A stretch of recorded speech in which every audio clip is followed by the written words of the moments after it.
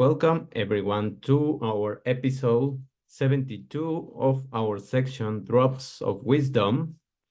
Today, in the last day of January, we already consumed 1 month of this 2024. We are going to discuss and talk about an extraordinary technique that we have in our inner power, in our vision. And the book that we are going to discuss, is Mindsight from or by Daniel Siegel. We are going to talk about how to synchronize mind, body, and your emotions, how to regulate more these three aspects that many times have been divided or separated, and they are really one. How to harmonize this energy and how to create this vision of your life instead of buying or consuming or getting flooded with information that is just priming your mind into chaos, into fear, into anxiety. We have a different world that we can start engaging with, compromising more, and learning how to practice more this vision that we can create instead of also buying the virtual reality visors that they are promoting now. Instead of doing that, although you are going to do it in the future, right now, what if you start controlling your mind and you start regulating and practicing more the vision that you want to create and question more the values that you have?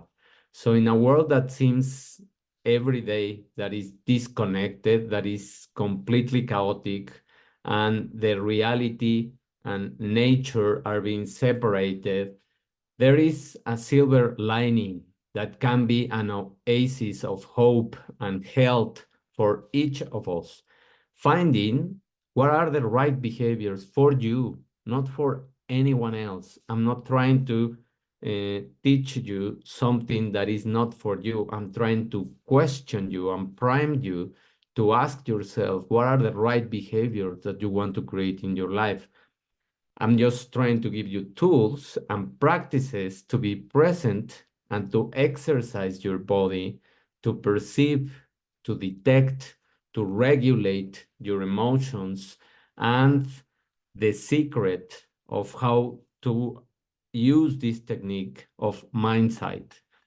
Mindsight, first, we have to define what it is the ability to reflect on the connection between the mind, the body, and of course, the crucial understanding and power of regulating your emotions. There are techniques that we have discussed in this podcast several times, and I have interviewed some of the guests previously about meditation. And meditation is just trying to give you peace in your mind.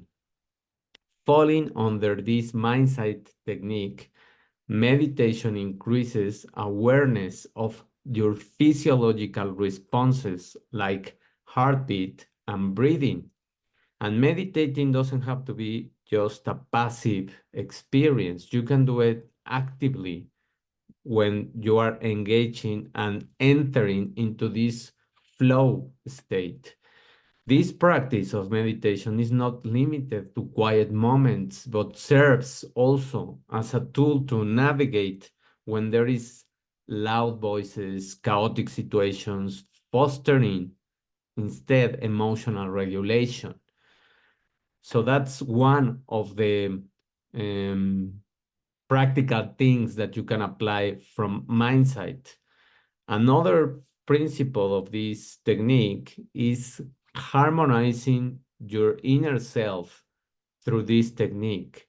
Mindsight also aims for a balanced and harmonic self.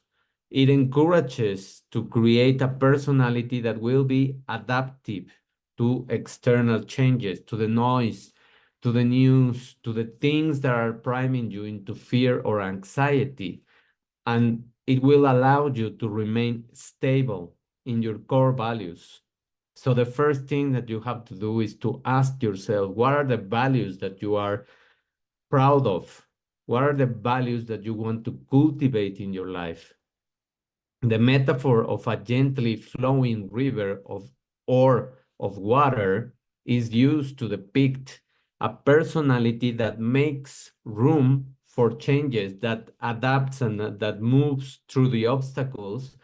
Instead of clashing with them, you can just give them a turn and adapt to the form of the recipient of the external things that you are being given many times. So achieving a harmonic self involves accepting different behaviors, relationships, and acknowledging also the balance between rational, between the left side, and the emotional thinking, which is the right hemisphere of the brain.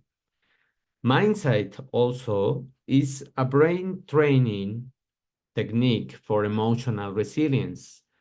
Mindsight is akin to these kind of techniques and enhances your emotional resilience. It involves reflecting on the thoughts that you're having, creating new neural connections, boosting your memory, and trying to catch and engage more with the past, the positive aspects of your past.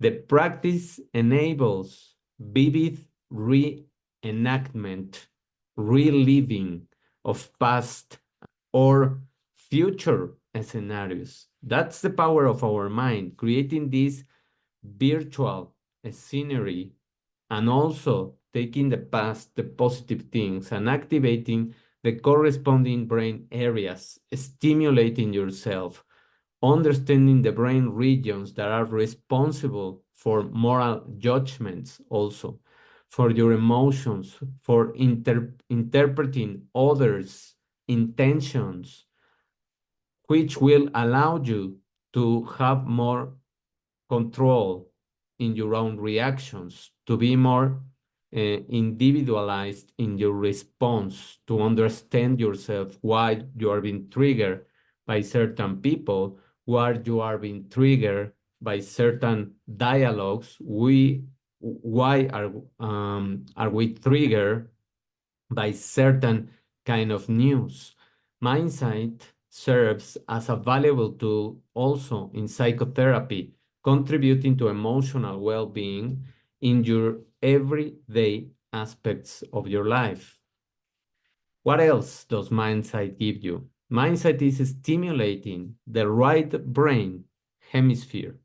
It gives you power to control and regulate your emotions, focuses on the right hemisphere of the brain, which is responsible for emotional awareness, while the left one deals with rational thinking and analytic view of the world. Exercising this right hemisphere is crucial, and it's really, really relevant for understanding and managing your emotions. Non-verbal communication games, diary entries, journaling, writing what you're feeling, capturing those emotional sensations will give you peace, will give you power, will give you knowledge of yourself. And these techniques, like a body scan, for example, are tools to stimulate the right hemisphere and enhance emotional self-awareness. The more self-aware we are, the more we perceive in what state we are, emotionally speaking, the easier it will be for you to learn what you have to learn and to filter the priming fear techniques of the channels of information that we are having. And also will give you a lot of mental health and physical health, because you will be able to perceive the kind of things that are not being digested well by your body. Coping with intense emotions. This is another aspect of mindsight that allows you to use these body scan techniques and to practice more involving focusing on different body parts to manage intense emotions. It requires attention to bodily sensations. How can you have more attention to a notification of your mobile than knowing more what are you feeling inside? Many times you are feeling things in your body and you don't really pay attention to any of them until they totally screamed you and you really are in pain. And what you do when you are in pain is you take a pill. Instead, when you are just listening and listening the notifications of your mobile device or any other device, you pay attention to those notifications instead of just silent them. So that's just something to reflect upon. Fostering control over emotional responses will allow you to start knowing your body much better. And there are several patient examples, like one, for example, that overcomes hyperventilation during a panic attack or an anxiety attack. When you do this body scan, when you close your eyes to isolate yourself from any kind of trigger, external trigger, when you start to listen more to your heart, when you regulate this breathing, you start creating a mental safe space, and you can go in your mind to a place where you feel calm, where you feel safe, where you feel protected.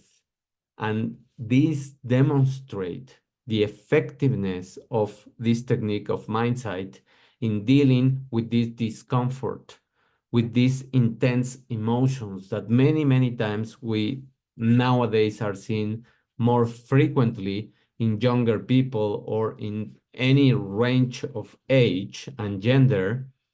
We are seeing this kind of stress, chronic stress, panic attacks, anxiety, depression, etc.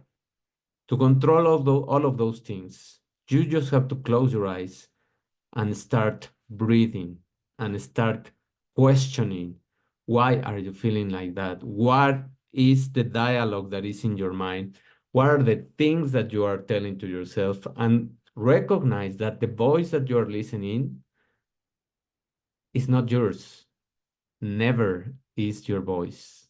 It is the voice that is just blended and mixed with the negative things that you learn from your parents, your teachers, your friends, your relatives, and you adopted or you engage with those voices, and you made a mixture, a remix, let's say, of negative emotions. And that's the voice that is looping in your mind, that is ruminating in your mind. So when you recognize that it's not yours, this is not the words and this is not the way you will speak to yourself, that's when you let it go. You let it pass, just like the clouds when it is a cloudy day, they start passing with the wind.